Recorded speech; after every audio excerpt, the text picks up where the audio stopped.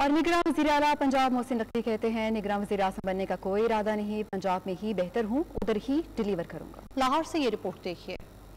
پنجاب میں سرکاری افسران کے لیے 200 نئی گاڑیاں خریدنے کے معاملے پر نگراں وزیر اعلیٰ پنجاب محسن نقوی نے وضاحت پیش کر دی۔ کہتے ہیں پنجاب حکومت کا IMF سے کوئی تعلق نہیں، ہمارے پاس گاڑیوں کی فراہمی اور مرمت کے لیے بجٹ موجود ہوتا ہے، اگر افسران کو گاڑیاں نہیں دیں گے تو وہ کام کیسے کریں گے؟